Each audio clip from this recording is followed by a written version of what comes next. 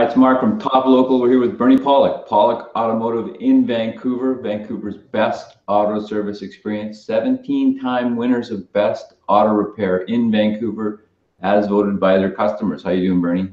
Doing very well. So we're going to talk about a Ford F150 2007. What was going on with this truck? This vehicle got towed into our shop because it wasn't running properly. Suddenly, when the owner was driving it, the engine started misfiring. And when we did a diagnostic on it, we found that there was a number of trouble codes on the right cylinder bank for misfires, also codes for camshaft timing. So usually when that sort of sequence of codes happens, especially if the misfires are all in one bank, usually indicates a problem with a timing chain issue. So we did a diagnostic on it, and we found that the timing, when we pulled the valve cover off, we found the timing chain had actually, the guides that hold the timing chain tight had broken, and so the timing chain skipped a tooth and caused a few engine problems. Pretty severe in this case. So how common are timing chain problems with these Ford engines? Fairly common. We do see a number of them over the past year. We've seen several. It's a complex system. I mean, it uses two timing chains, plus it has variable valve timing mechanisms. So there's solenoids, there's sensors, there are plus the guides and tensioners. So there's quite a few pieces that are in play when the engine's running. It's one of those engines that's it's critical to change your oil regularly because you definitely don't want to gum things up. But even that being said, they can still fail. So what options as an owner do you have when timing chains might fail so catastrophically? Well, it depends on what stage of the failure. There's a solenoid that will sometimes fail that can be replaced, and that'll fix the issue. But once it's catastrophically failed like this, usually the best option is to have a remanufactured engine. It's definitely costly, but it's the best way to just fix everything and just start fresh. I mean, other options are to actually take the engine apart. You can take the timing cover apart, maybe replace the chain. But if there's been any damage, the pistons and valves have hit, that's going to cause, obviously that's not going to fix it. The other problem that happens on these engines too is that the oil passageways will sometimes be blocked and they can be hidden. I mean, it's a very complex system throughout the whole engine. And if you can't find the blockage or you don't know there's a blockage, you put all the chains back together and then the engine will still run crappy, and you've really wasted a lot of money, because doing timing chains on this engine is an extremely expensive job. So really the best option is a remanufactured engine. I mean, another option is a good used engine, but with used, you never know if you might have something that'll last for 10 more years, or 6 months down the road it may have the same or some other problem. So that's a pretty huge expensive kind of job. Is it worth it? Well, I think for the most part it is. So on this particular truck, and actually I kind of lied, I said it's an F-150. This truck is actually a Lincoln Mark LT, which is basically an F-150, but it's a very it's a Lincolnized model. So this truck's got more value than an average F-150. But for the most part, I mean, a truck with reasonable mileage, it's worth fixing, because trucks do tend to hold their value fairly well, and they're a little more useful than cars, I think. So they tend to last longer than cars, and often are worth spending the money on. But it's up to the individual owner. You got to kind of crunch the numbers and go, am I better to spend $10,000 on fixing this thing, or should I just trash it and get something else? So that's it's up to the individual owner. But of course if the engine's not working, the truck's really worth zero. So let's just share I'll just have a look at a few photos here of the job. We went with a Ford remanufactured engine. I really like these engines because they come complete. You get all the valve covers are on, the timing covers are on. It comes with the cam sensors are located here. It comes with new cam sensors. It comes with all the gaskets. It actually even comes filled with oil and new spark plugs. So it's still a lot of work, but it's really a nice drop-in job, and done very complete, and they work really well. So cost a little bit more than some other remanufactured engines, but not a lot. And I think for the owner, you're getting a better product.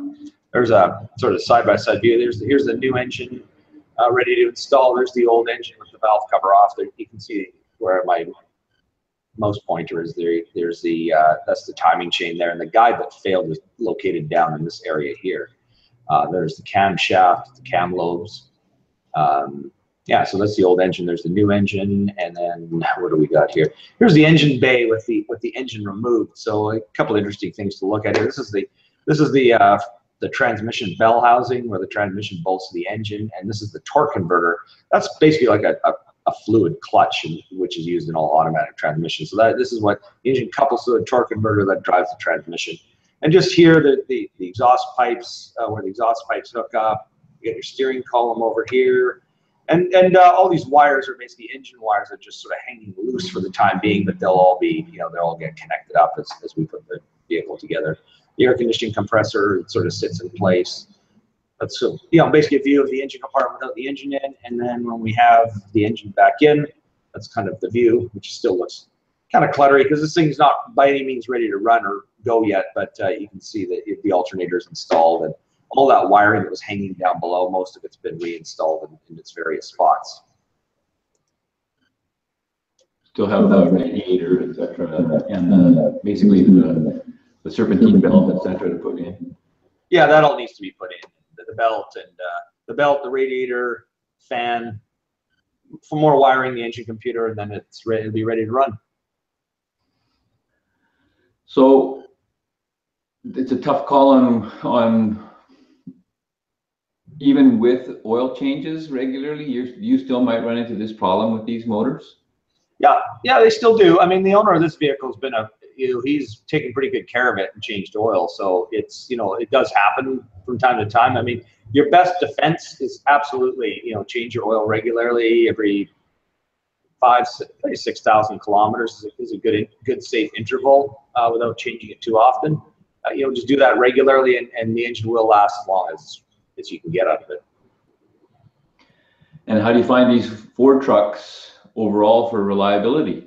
Well, I just say fair. I mean, I know we've talked about these a lot in the past. So timing chains are one thing, but the engine that happens. And I often like to compare what are the other brands, like the equivalents. And I always think of Chevy and Dodge, but I guess there's always the Japanese make a lot of large trucks too. And the Japanese trucks, I mean, rarely ever see any problems with them. But like the GMs, really, the engines are far more reliable than the Fords. You don't have spark plugs that blow out or strip in the heads. You don't have timing chain problems like these. Really, just reliable as can be.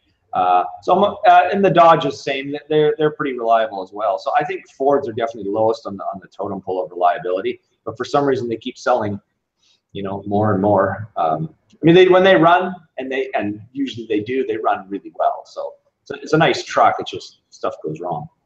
So how are they, to be fair to Ford, how are they, this is a 10-year-old vehicle, how are they, as they got newer, say in the 3 to 5-year-old range, are they having the same kind of issues? Well, we don't see a lot of them in the 3 to 5-year-old range for some reason. But definitely things like the spark plug problems that Ford has had with their V8s are definitely gone. And some of the newer trucks too, they have the EcoBoost engine, and that again, we haven't seen a lot of problems with that. It's a V6 engine with twin turbos, which is a fantastic idea because you're getting a lot of power and economy in a small engine in a larger truck. But there's a lot of complexity to that that's bound to be causing problems, and I know there are out there. For some reason, we just don't see a lot of them yet. But it's kind of interesting in the aftermarket business. We get things in waves. All of a sudden we'll just be working on nothing but 07 to 2011 vehicles, and the next year we'll start seeing all the 2013s. They just kind of come trickling in. So 3 to 5-year-old models, I don't really see a lot of problems with them yet, which is good. So they're still pretty new. So there you go. If you're looking for service for your older or newer Ford vehicle in Vancouver, the guys to see who have a lot of experience are Pawlik Automotive. You can reach them at 604-327-7112 to book your appointment, or check out their website, pawlikautomotive.com, or our channel on YouTube. We have hundreds of videos on there all about cars over the last few years. Thanks, Bernie. Thanks, Mark.